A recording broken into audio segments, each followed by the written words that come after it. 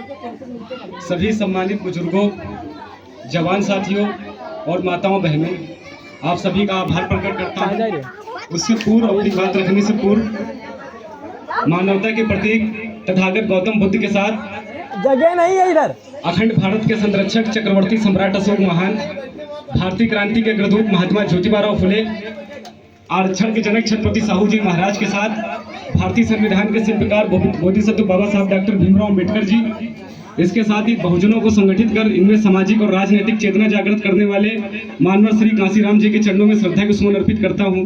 जैसा कि आप सभी लोग जानते हैं कि आज पूरे देश भर में गणतंत्र दिवस मनाया जा रहा है। साथियों, हमें समझने की जरूरत है कि जो गणतंत्र दिवस हम मना रहे हैं, क्यों मना रहे हैं, इसका श्रेय किसको जाता है। इसका श्रेय अगर किसी को जाता है तो बाबा साहब डॉक्टर भीमराव अम्बेडकर जी को जाता है।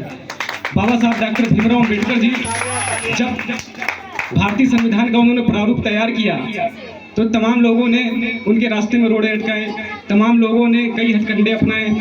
बाबा साहब डॉक्टर भीमराव अम्बेडकर जी जब संविधान सभा में पहुंचे, उन्होंने अपना ड्राफ्ट, अपना प्रारूप तैयार किया, तो उस समय पश्चिम बंगाल की जयसुर खुलना विधानसभा सीट थी, जो कि संविधान सभा जिसको हम लोग जानते हैं। बाबा साहब डॉक्टर भीमराव अम्बेडकर जी वहाँ से जीत गए थे, जिसको कि षड्यंत्र के तहत बाद में पाकिस्तान में कन्वर्ट करा दिया गया था।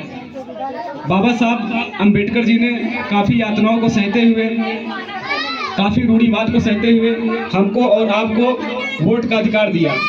आप लोग को मैं बताना चाहता हूँ, जो हमारा ओबीसी समाज है, जो बैकवर्ड समाज है, उसको 1934 में ही जब साइमन कमीशन आया था, उसी समय बाबा साहब डॉक्टर भीमराव अम्बेडकर जी के माध्यम से उन्हें वोट का अधिकार मिल गया था। जब 26 नवंबर 1949 को बाबा साहब ने संविधान लिख के तैयार कर दिया गया था, तो संविधान सभा के चुनाव के द्वारा तमाम लोग उसमें शामिल थे और आज ही के दिन 26 जनवरी 1950 को हमारा संविधान पूर्ण रूप से लागू हुआ। आज हम सभी लोग बाबा साहब भीमराव अम्बेडकर जी को याद करते हैं, अपने गणतंत्र को याद करते हैं, अपने लोकतंत्र को याद करते हैं, लेकिन उससे पहले एक चीज़ हमें समझने की जरूरत है। अभी जैसा कि एक हमारी छोटी बहन ने भी कुछ समय पहले बोला था कि हमें वोट का अधिकार मिला, तो साथियों हमें समझने की जरूरत है कि वोट का अधिकार हमें मिला है, लेकिन वोट हम दें किसको?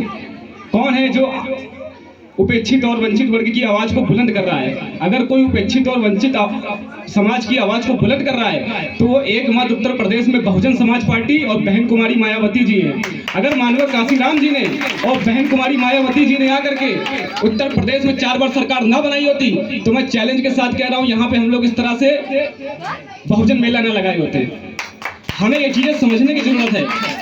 आज तमाम लोग हैं जो कहते हैं बीएसपी खत्म हो गई है, आज बहुजन समाज पार्टी के ही देन है, बहुजन समाज पार्टी के कैडर के ही देन है, जो हम लोग यहाँ पे इतनी देर तक एकत्रित होकर के बाबा साहब डॉक्टर भीमराव अम्बेडकर जी, महात्मा ज्योतिबा फुले जी, मानवर कांसीराम साहब के साथ सभी बहुजन महापुरुषों को याद करते हुए यहाँ संगठित होकर के सामाजिक कार्यक्रम कर रहे हैं।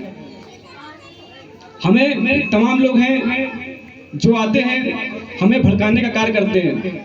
हमें ये चीजें समझने की जरूरत है कि जब हम अपना वोटों का सही इस्तेमाल करेंगे तभी हमारा आरक्षण बचेगा, तभी हमारे हक अधिकार बचेंगे और तभी हम महफूज रहेंगे। मैं आपको बताना चाहता हूँ, यहाँ पे अभी कुछ स्टूडेंट हैं, कुछ 10th में होंगे, कुछ इंटर में होंगे, कुछ जवान साथी भी खड़े हैं। हमारे वर्मा जी हैं जिन्होंने काफ़ी यहाँ पे लोगों को जागरूक करने का कार्य किया।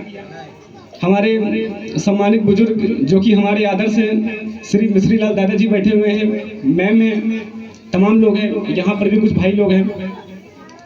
मैं आप लोगों से कहना चाहता हूँ कि जब 2007 में माननीय बहन जी मुख्यमंत्री बनी थी तो बहन जी ने पूरे उत्तर प्रदेश में बहुजन महापुरुषों के नाम से कई योजनाएं चलाई थी।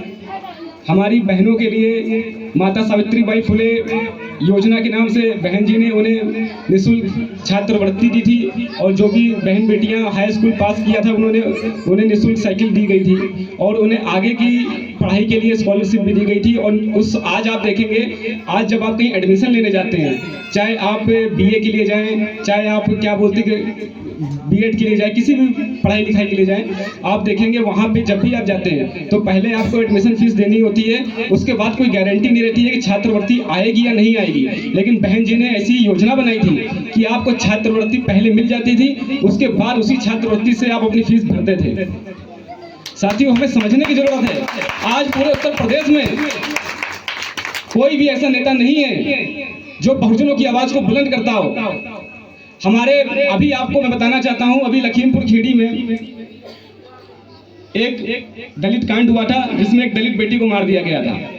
तमाम पार्टियों के नेता थे, किसी के कानों में जूं तक नहीं रहेंगी। लोग हमें कहते हैं कि हमारी पार्टी के खाली एक विधायक हैं, एक एमएलसी है, लेकिन हमारे एक विधायक है और एक एमएलसी के ही दम पर उस बेटी को अगले दिन न्याय मिल जाता है। सोचिए साथियों, जिस दिन हमारी पूर्ण बहुमत की सरकार दोबारा बन गई, किसी की हिम्मत नहीं होगी कि हमारे समाज की तरफ आवाज उठाए, उनके ऊपर आंख उठा के देखे। मैं ज्यादा समय नहीं लेना चाहता हूं क्योंकि यहाँ तमाम लोग हैं जो अपनी अपनी बातों को रखना चाहते हैं, और इसी के साथ ही आप सभी का आभार प्रकट करते हुए आप सभी को नमो बुद्धाय, जय सम्राट अशोक, जय भीम, जय भारत।